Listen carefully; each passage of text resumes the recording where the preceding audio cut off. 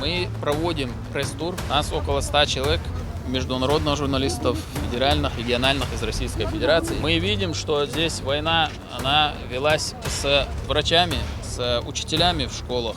Мы видим, какому на самом деле геноциду подвергалось местное население со стороны вот этой украинской хунты. Видим в чистом проявлении фашизм, убийство, в каких условиях военных действий здесь приходилось вам работать. И, соответственно, по поручению главы республики Рамзана Ахматовича Кадырова из нашего регионального благотворительного фонда нам дано поручение выделить вашему коллективу в количестве около 200 человек. Мы выделим финансовые средства, соответственно, вашим 80 сотрудникам от главы республики, от регионального фонда. Мы сейчас вот передадим деньги. Передайте, пожалуйста, искренние слова соболезнования, сочувствия от главы Чеченской Республики, от всего чеченского народа. Они на самом деле большие герои, врачи, которые работали в таких военных условиях.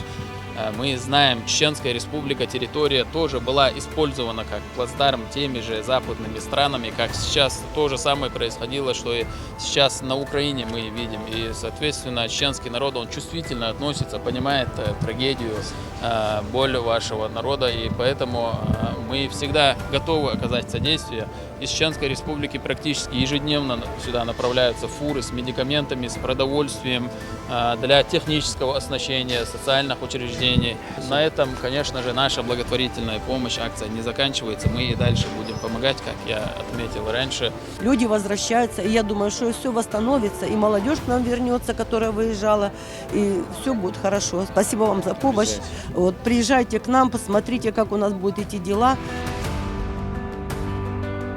Мы очень, конечно, благодарны за ту помощь, которую оказывает глава Чеченской Республики. Я хочу передать Рамзану Кадырову большое спасибо за то, что вы протянули руку дружбы и подставили плечо. Большое спасибо от всего коллектива. Мы все медработники рады помощи вашей, рады физической помощи. Спасибо большое за материальную помощь. Спасибо большое. Хочу сказать, может быть, немножко с акцентом: ассаламу алейкум. Алейкум ассалам.